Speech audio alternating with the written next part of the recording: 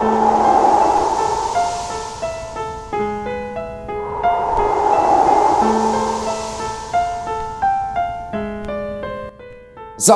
warahmatullahi wabarakatuh. Selamat malam semuanya teman-teman. Selamat datang kembali di channel kesayangan kita, channel Ilo Ekstrim.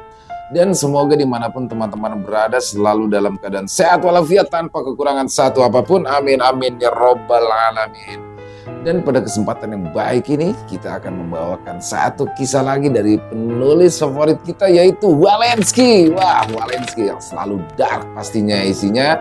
Dan sebelum masuk ke dalam kisahnya, kami ingin mengucapkan terima kasih kepada teman-teman yang sudah selalu setia mendukung channel kami, yang sudah selalu hadir di setiap harinya. Karena kehadiran teman-temanlah kami selalu bersemangat berkarya di setiap harinya. Dan gak pakai lama-lama lagi, langsung aja kita masuk ke dalam kisahnya. Mode horor.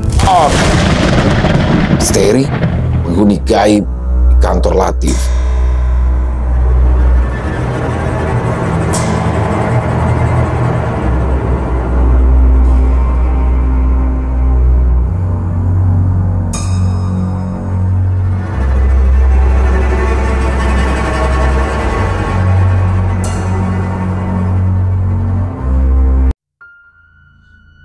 Jakarta, sekitaran tahun 2017. Bu Novi menjabat tangan Latif. Pemuda itu pun langsung menyambut uluran tangan dengan wajah sumringah. Latif sangat bahagia karena hari ini ia diterima bekerja di sebuah perusahaan besar yang ada di kota Jakarta. Dia pun langsung dibawa Bu Novi, sang personalia, berkeliling ruangan untuk diperkenalkan kepada seluruh karyawan yang lain. Setelah itu, ia diantar ke meja kerjanya. "Nah, ini meja kamu. Kerja yang giat ya, semangat," ujar Bu Novi. Lalu ia pun pamit pergi. Latif langsung duduk. Kemudian, pemuda yang duduk di sebelahnya pun bangkit lalu mendekat. Karyawan baru ya? Kenalin, nama gue Rusdi," ucapnya dengan nada ramah. "Latif," balas Latif sambil tersenyum.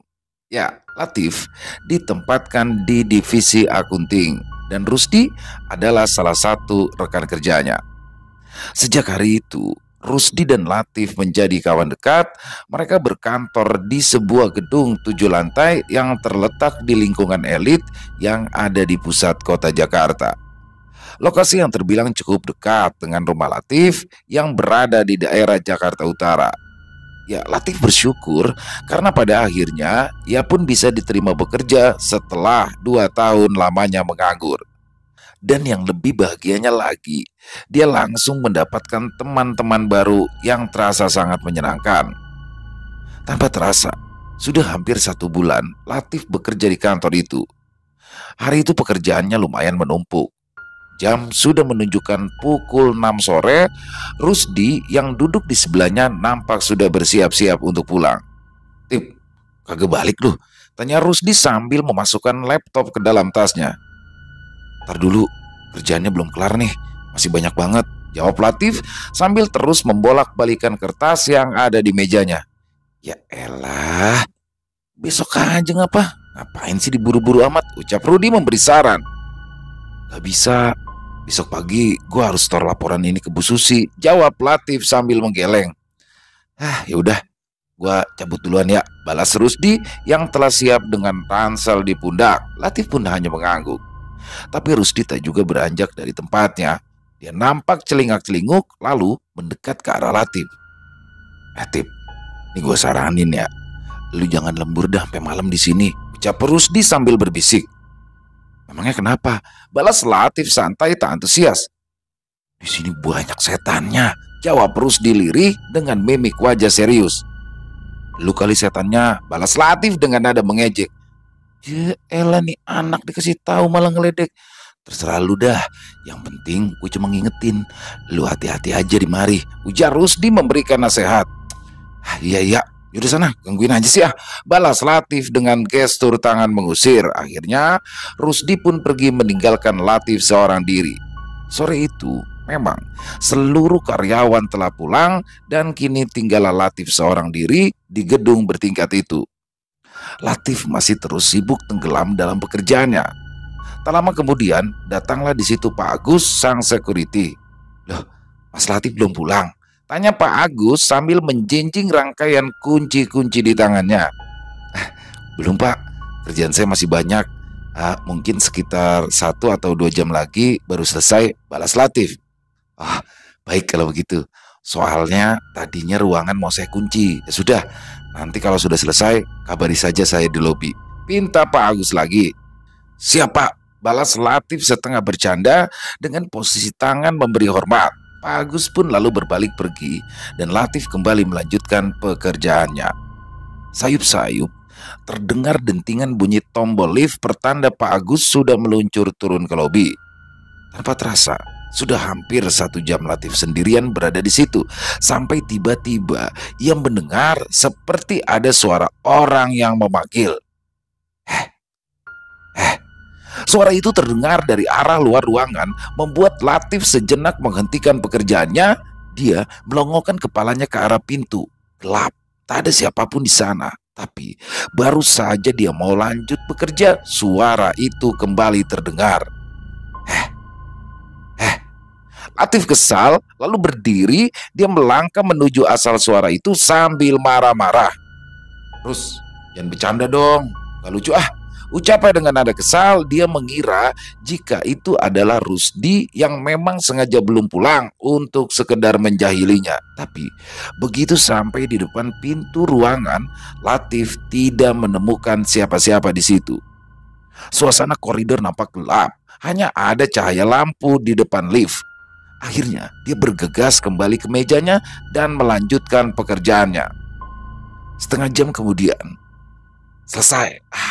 Gumam Latif tersenyum puas. Dia pun lalu bergegas membereskan mejanya dan bersiap-siap untuk pulang. Tapi saat dia akan beranjak pergi meninggalkan ruangannya, sudut matanya menangkap seolah seperti ada bayangan orang yang masuk ke dalam lift. Sial nih Rusdi, niat banget sih mau ngerjain gue, gumam Latif dalam hatinya. Segera ia berlari memburu ke arah lift tersebut. Tapi untuk kesekian kalinya dia tidak menemukan apa-apa. Lift kala itu nampak kosong melompong. Aneh. Latif bertanya-tanya dalam hati, tapi dia tak mau ambil pusing. Dirinya yang sudah kelelahan segera memencet tombol turun ke lobi, dan setibanya di lobi langsung ditemuinya Pak Agus. Pak, saya pulang dulu ya, sudah selesai, ujar Latif sambil merapikan rambutnya. Baik Mas Latif, mau langsung pulang nih, jawab Pak Agus berbasa-basi. Iya Pak. Tapi ngomong-ngomong Pak, tadi siapa yang ada di atas ya? Tanya Latif kemudian. Ada di atas? Maksudnya gimana ya Mas? Tanya Pak Agus keheranan. Iya, tadi di atas. Kayak ada orang iseng manggil-manggil saya. Terus saya coba nyari tapi nggak ada.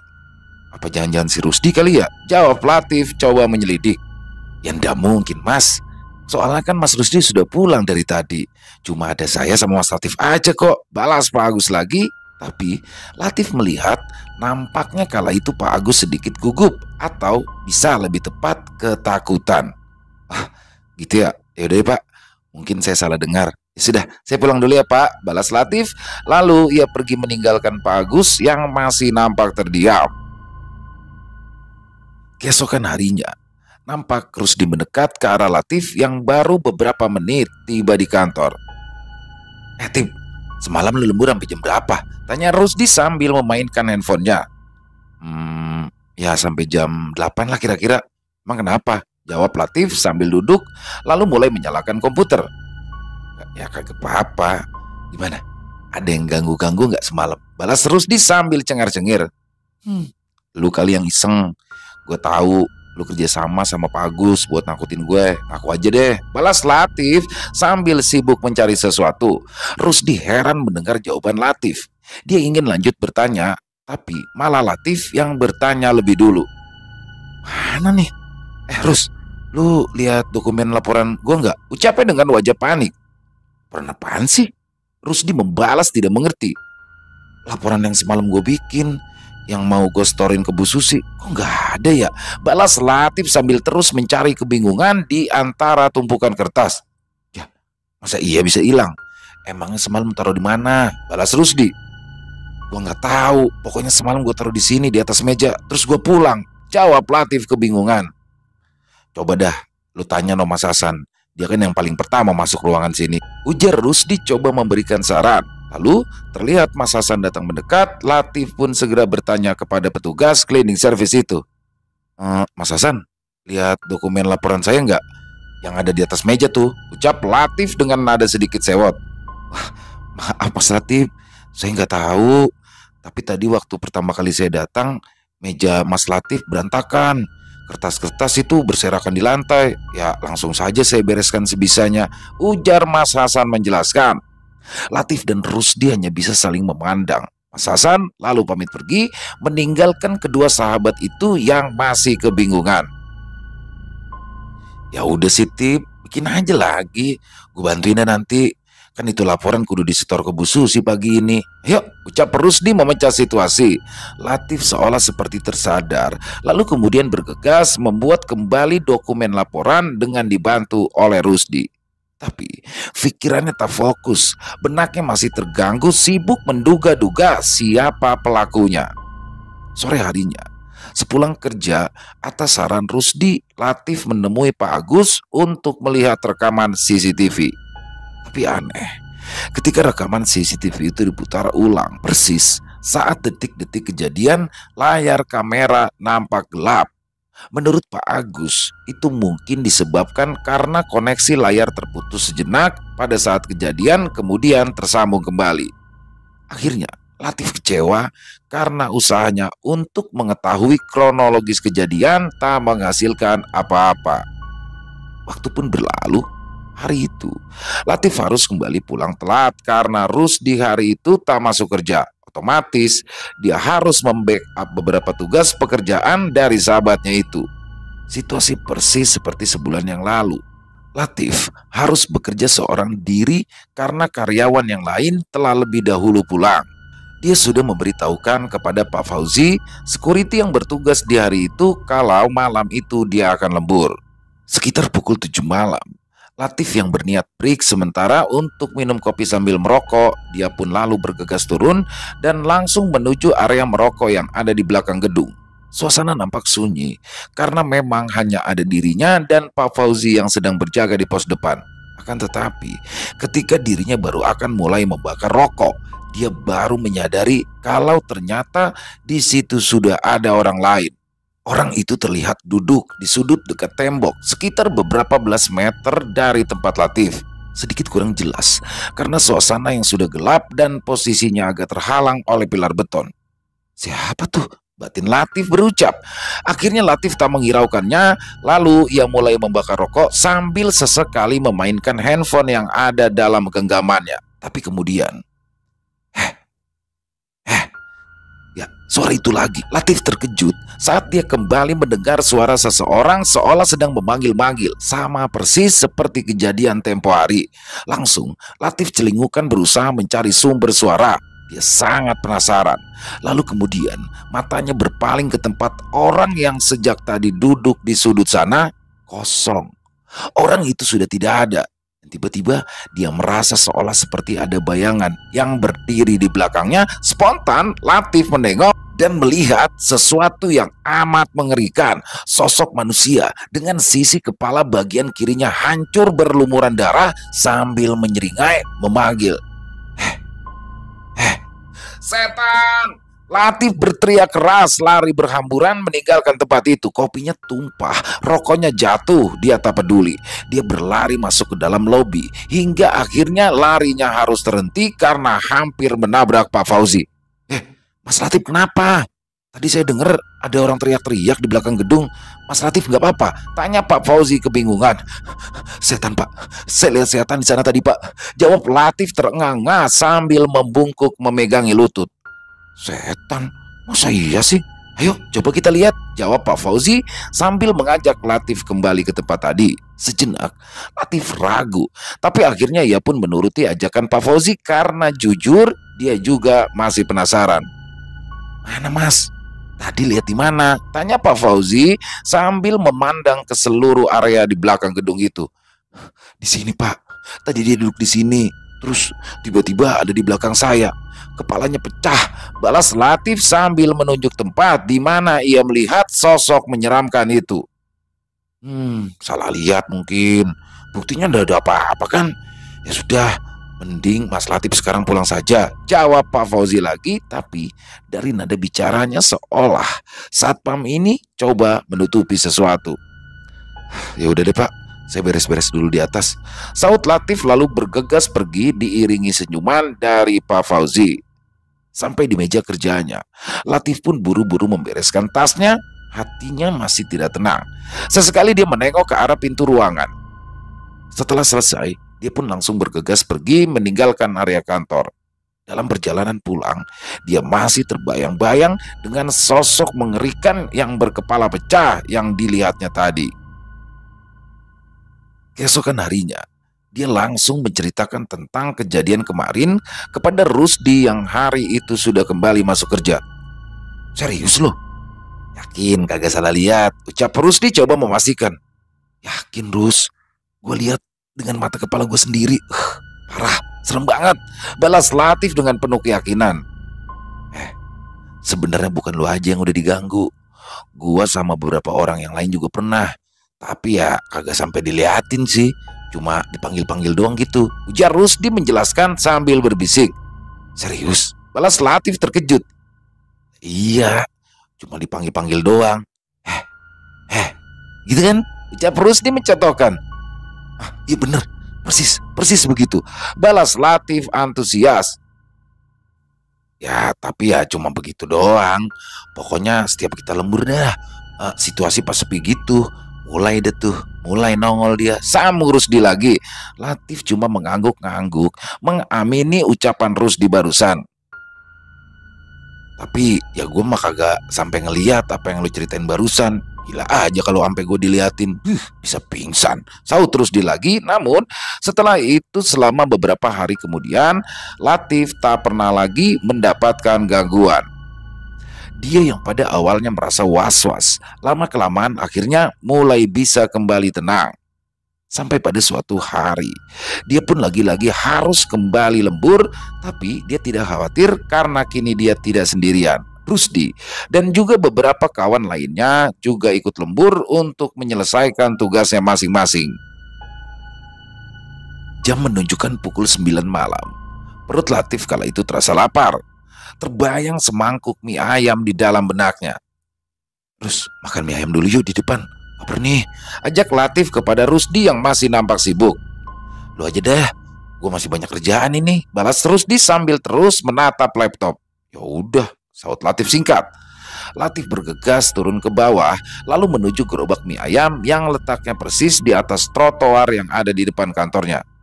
Pamin, mie ayam satu ya, jangan pakai sawi, teriak Latif sambil duduk di sebuah kursi plastik. Siap Mas Latif, sahut Pamin lalu bergegas menyiapkan pesanan. Lembur lagi nih, ucap Pamin berbasa-basi sambil mengaduk-ngaduk mie ayam dalam mangkuk. Ya Pak, maklum, namanya juga kuli, saut Latif sekenanya. Pamin hanya tersenyum lalu menyerahkan semangkuk mie ayam ke tangan Latif. Latif yang memang sudah sangat lapar dengan cepat melahap isi mangkuk mie yang ada di tangannya. Dalam waktu singkat, seluruh isi mangkuk itu ludes tak tersisa. Lalu kemudian Latif mengeluarkan sebungkus rokok dari saku celananya. Gimana Mas Latif? Kita tidak kerja di situ, ucap Pak Min memulai pembicaraan. Ya dibetah-betahin Pak, bisa mau gimana lagi? Nyari kerjaan kan sekarang susah, jawab Latif sambil menghembuskan asap rokok. Pak Min hanya tersenyum.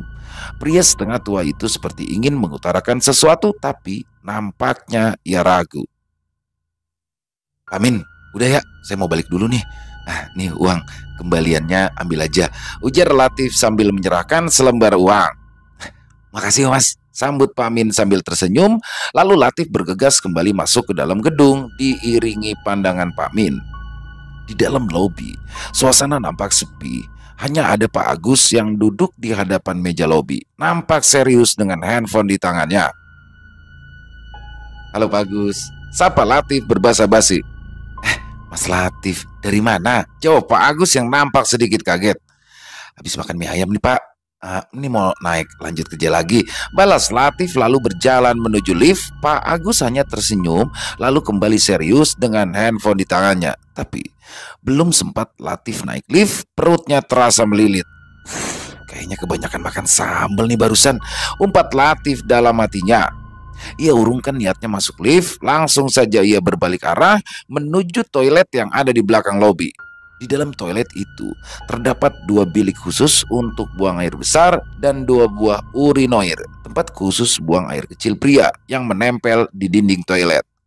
Latif masuk ke dalam salah satu bilik tersebut, tapi belum sempat dia melaksanakan niatnya, tiba-tiba saja ia melihat ada bayangan kaki orang melangkah dan berdiri persis di depan pintu bilik di mana dia berada. Siapa tuh? Gumam Latif dalam hati. Dia menduga-duga kemudian mencoba memanggil. Agus, Agus. Teriaknya dengan ragu-ragu tapi tak ada jawaban. Latif makin penasaran. Sebenarnya dia juga tidak yakin apakah itu Pak Agus atau bukan, karena nampak dari sepatunya bukan seperti sepatu security yang biasa Pak Agus pakai.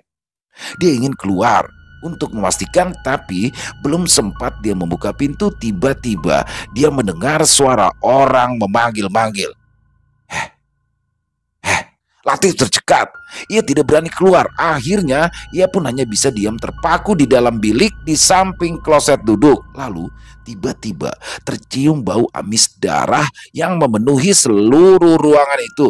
Latif ketakutan setengah mati. Kakinya terasa lemas hingga akhirnya terduduk di atas kloset. Dalam situasi serba salah, tiba-tiba saja dia menyaksikan sesuatu yang lebih mengerikan. Latif melihat seolah seperti ada darah yang mengucur mengalir turun dari kaki yang ada di luar bilik. Hingga sebentar saja lantai tempat kaki itu berpijak telah dibanjiri oleh darah. Astaga, Latif sampai terentak ke belakang saking kagetnya.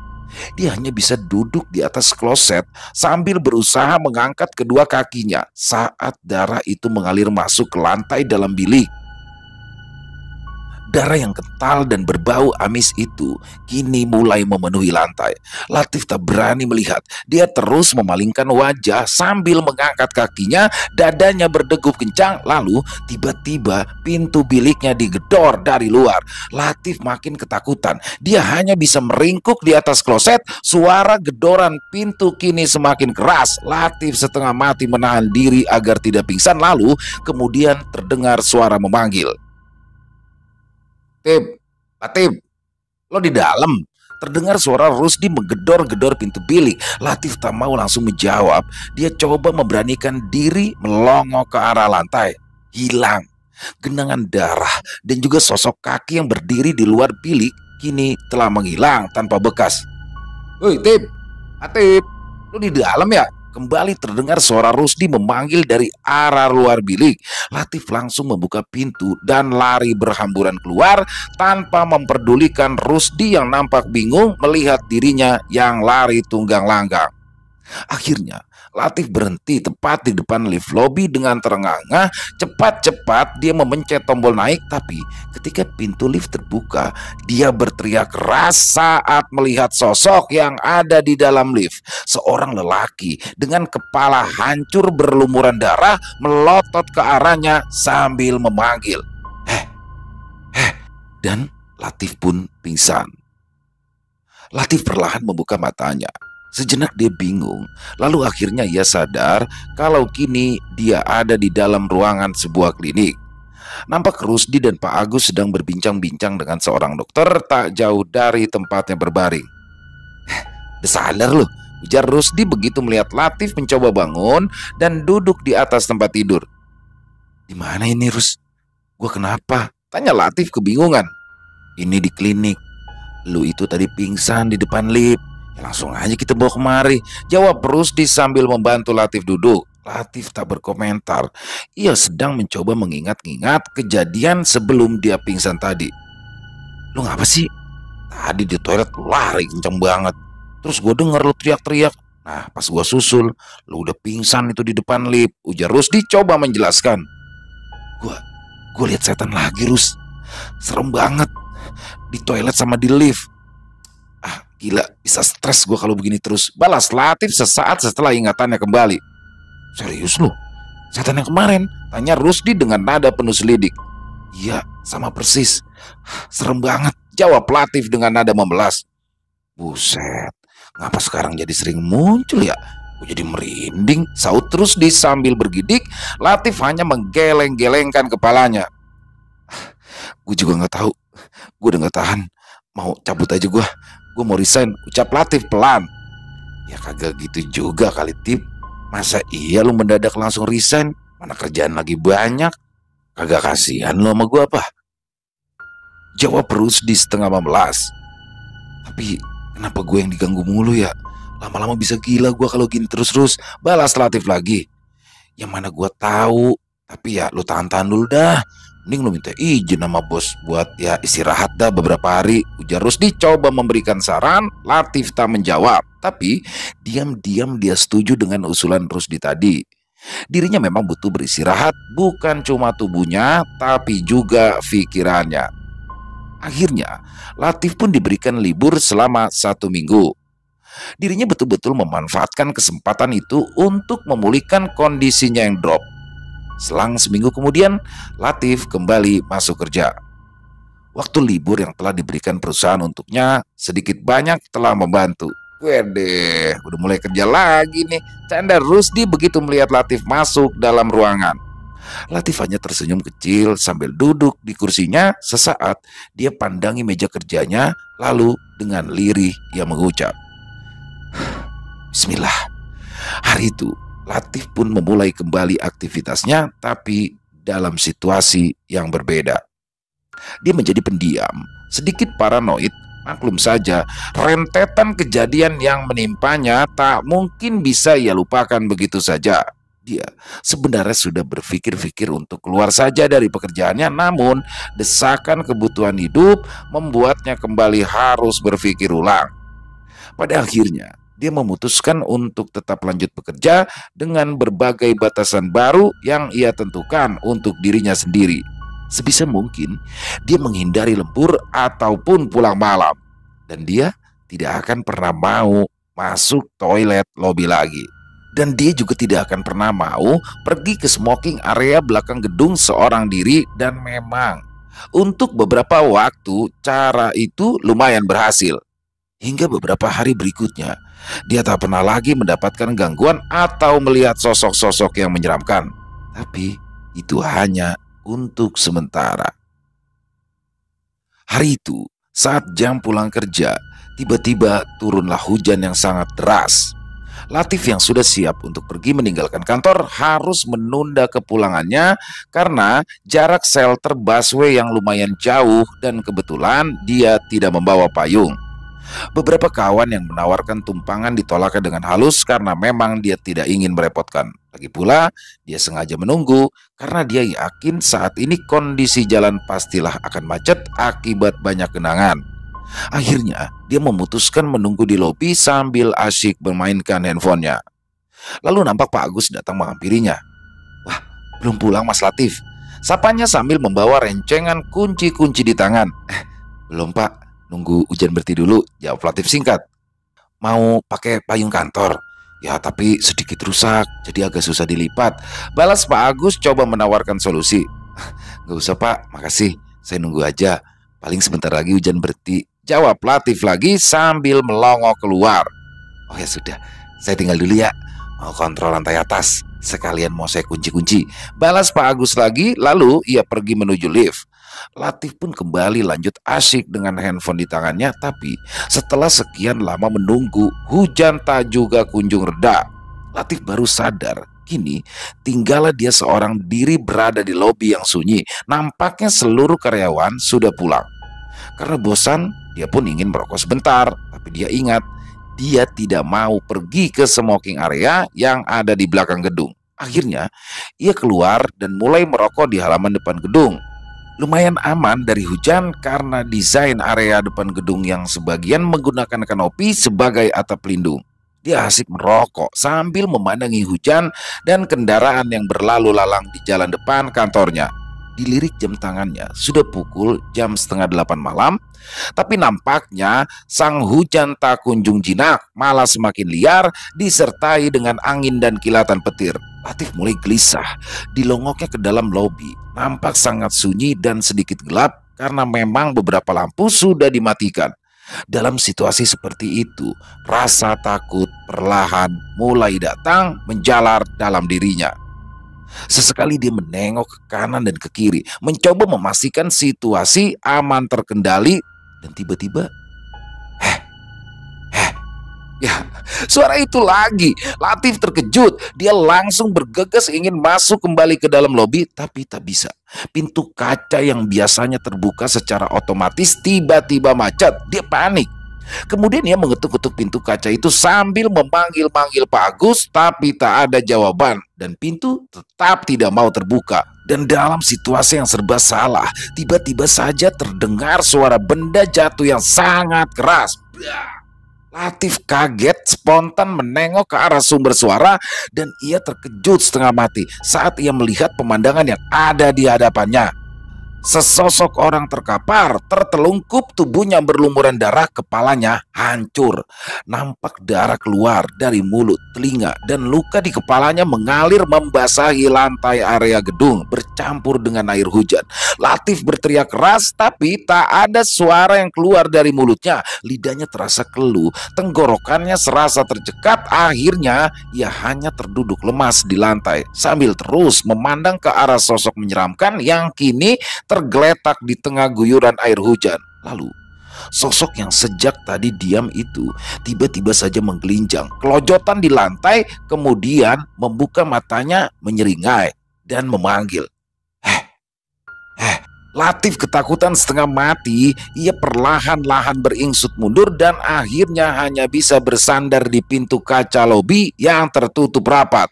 Tapi kemudian pintu lobi tiba-tiba saja terbuka. Latif dengan susah payah mencoba bangkit, merangkak masuk, lalu berusaha lari ke arah lift. Dipencetnya tombol lift berkali-kali sambil sesekali melirik ke arah sosok yang tergeletak tadi.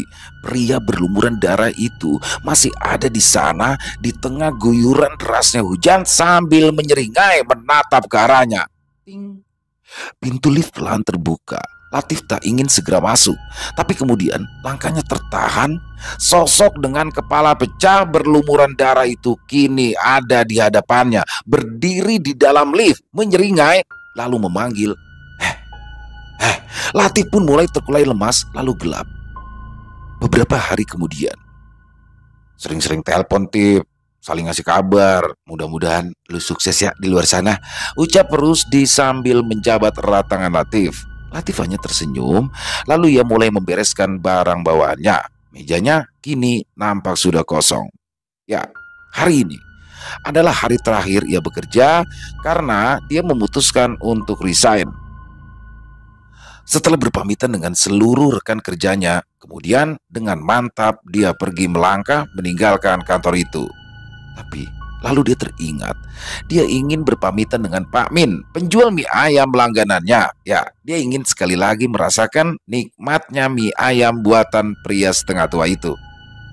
Pak Min, satu ya, biasa, gak usah pakai sawi, sapa Latif, lalu menaruh tasnya di atas meja dagangan. Wah, siap mas. Lah, mau kemana? Kok bawa-bawa tas segala? Balas Pak Min sambil mulai meracik semangkuk mie ayam pesanan Latif. Iya Pak, mulai hari ini saya sudah nggak kerja lagi di sini. Makanya saya mampir ke sini sekalian mau pamit sama Pak Min, balas Latif sambil memainkan handphonenya. Waduh, sayang ya.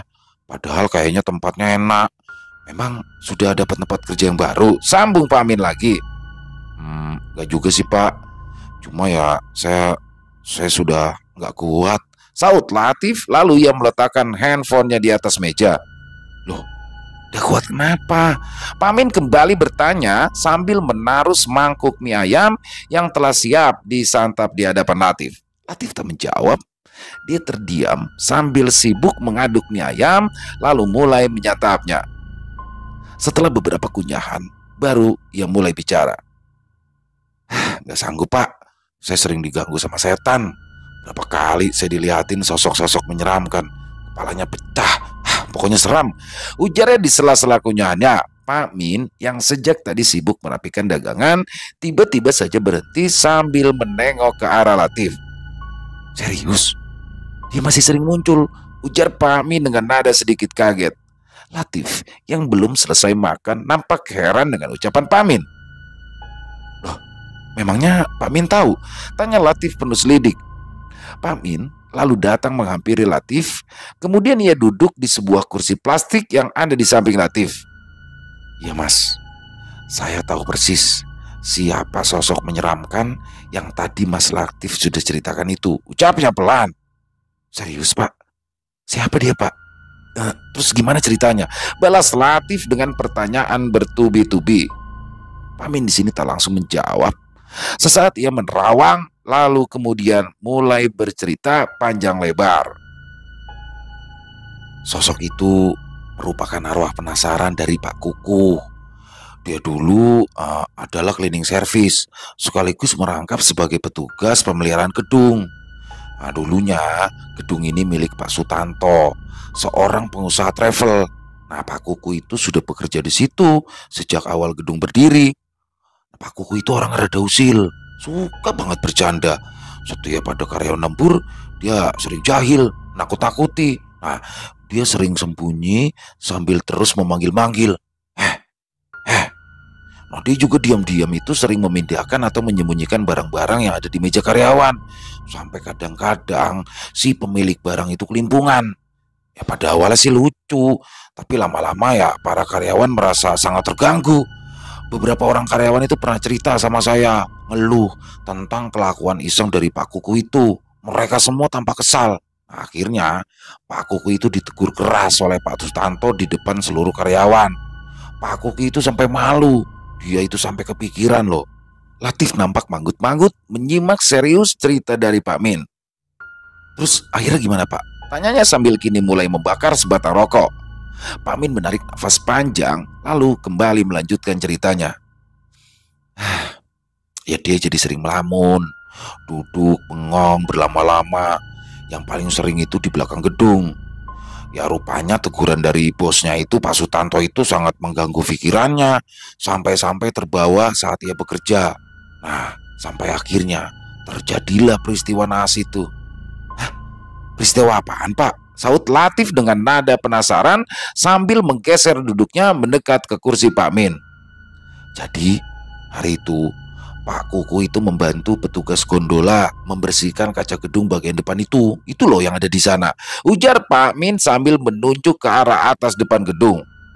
Nah waktu itu tiba-tiba hujan itu turun sangat deras. Pak Kuku yang rupanya sedang bertugas sambil melamun terlambat sadar akan situasi. Nah akhirnya dia buru-buru tuh membereskan peralatannya, tapi apes. Karena situasi yang licin akibat hujan, dia terpeleset dan langsung terjatuh dengan sangat keras dalam posisi kepala terlebih dahulu. Ya orang-orang terkejut melihat Pak Kuku yang waktu itu sudah terkelungkup bersimbah darah, kepalanya pecah. Saya juga waktu itu segera ke sana loh untuk lihat, untuk bantu. Ya ampun, kasihan juga ya. Sela Latif sambil geleng-geleng ikut terhanyut dalam cerita sedih Pak Min.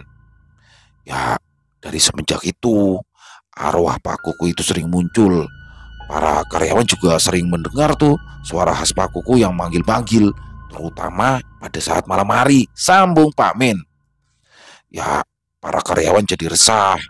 Pak Sutanto juga sudah mencoba sih manggil paranormal gitu, tapi tidak berhasil. Akhirnya ya dia memutuskan pindah kantor, lalu ya gedung ini dijual. Gitu ya. Duh. Saya kok malah justru jadi kasihan ya mendengar kisah Pak Kuku barusan. Tapi emang beneran ganggu banget sih pak. Saya itu sampai 2 kali pak dibikin pingsan. Saya juga nggak tahu kenapa sih selalu saya yang diganggu, saut Latif. Pak Min hanya tersenyum kecil kala mendengar keluhan Latif barusan. Maaf ya mas, tapi ini menurut saya loh, menurut saya aja. Wajah Mas Latif ini mirip banget sama Mas Denny.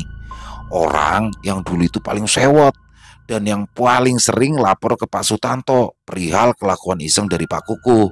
Ya, tapi sih itu menurut perkiraan saya saja ya, jawab Pak Min mencoba memberikan alasan. Latif pun hanya bisa manggut-manggut kala mendengar penjelasan dari Pak Min. Oh, pantes. Batinah berucap. Akhirnya Latif pun pamit. Yaudah ya Pak Min, saya mohon pamit. Mohon maaf kalau saya ada salah. Lain kali, lain waktu, kalau ada kesempatan, pasti saya mampir lagi ke sini. Sama-sama ya Mas Latif. Semoga sukses. Sering-sering mampir kemari. Balas Pak Min dengan senyum yang lebar. 2 tahun berlalu. Malam itu, Latif memacu sepeda motornya. Ya, dia baru saja pulang kerja. Kebetulan rutenya akan melewati jalan depan kantornya yang lama. Sudah terbayang mie ayam lezat buatan dari Pak Min. Tapi setibanya ia di sana, ya harus kecewa karena gerobak Pak Min sudah tidak ada. Ya, habis. Batinah memelas. Lalu dia berniat memutar balik sepeda motornya dan ingin segera pergi. Tapi matanya justru terpaku pada gedung yang ada di hadapannya. Kantornya yang dulu nampak gelap karena memang sudah larut malam. Sejenak ia tertegun memandangi gedung itu, lalu kemudian menyalakan motor bergegas ingin pergi. Tiba-tiba, Latif mendengar suara memanggil di belakangnya. Dia faham, ya tak perlu menengok, langsung saja ia tancap gas memacu sepeda motornya dengan kecepatan tinggi. Selesai. Wow, luar biasa. Kisah yang pasti kan bener kan, dark banget kan. Dan ngebayangnya tuh kayak apa ya, suara udah malas banget udah denger kayak gitu dah.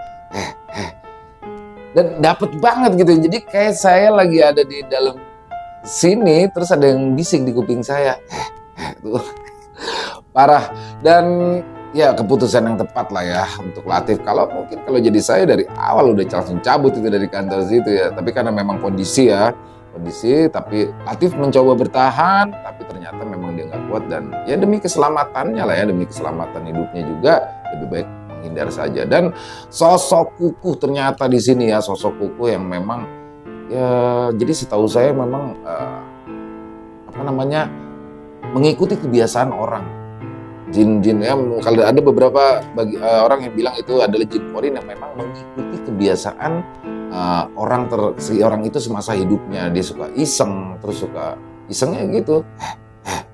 Akhirnya ketika setelah dia nggak ada, jin korinnya mengikuti kebiasaannya. Itu sih ya. Dan luar biasa banget kisahnya. Pokoknya Walensky ditunggu lagi kisah-kisah terbarunya, dan yang pasti yang tidak kalah darknya ya.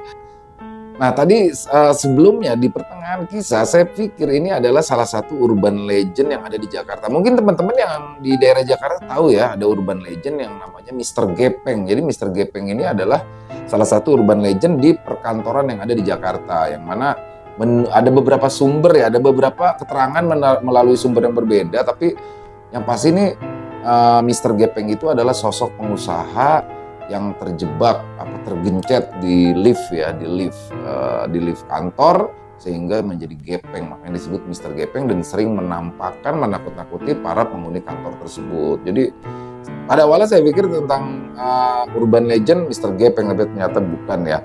Ya, semoga kisah tadi bisa menghibur para teman-teman, khususnya para penikmat, para pecinta horor, lebih khusus lagi kepada para subscriber dari channel Ilo Extreme.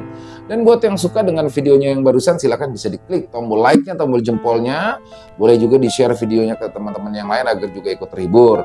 Buat yang baru bergabung atau yang sudah lama bergabung tapi ternyata belum subscribe, yuk diklik tombol merah subscribe-nya. Jangan lupa lonceng notifikasinya dinyalakan agar teman-teman selalu mendapatkan notifikasi dari konten-konten yang akan kami upload selanjutnya. Untuk channel Ilo Extreme ini, kami upload di setiap malamnya, setiap jam 7 malam waktu Indonesia bagian Barat. Dan buat teman-teman mungkin yang punya kisah horor misteri ya, yang diangkat dari kisah nyata, yang diangkat dari pengalaman pribadi, apabila mungkin berkenan untuk dibawakan di dalam channel kami, silakan bisa mengirimkannya ke nomor telepon yang ada di bawah sini. Dan bebas ya, dalam bentuk audio boleh, dalam bentuk teks atau chat WA boleh, bebas senyamannya teman-teman aja. Buat yang sudah mengirimkan kisah, kami ucapkan terima kasih. Buat yang sudah mengirim kisah tapi belum sempat dibawakan, kami harap mohon bersabar karena memang harus melalui proses penggarapan terlebih dahulu. Dan di akhir kata, saya Ilo mengucapkan permohonan maaf apabila mungkin dalam pembawaan kisahnya tadi ada kata-kata saya yang salah ataupun ada kata-kata saya yang kurang berkenan, saya mohon dibukakan pintu maaf yang seluas-luasnya. Dan sampai berjumpa lagi di konten-konten kami selanjutnya yang pasti tidak kalah ngerinya, yang pasti tidak kalah seramnya, masih bersama saya Ilo di channel Ilo Extreme. Salam sehat sukses selalu untuk kita semua. Wassalamualaikum warahmatullahi wabarakatuh.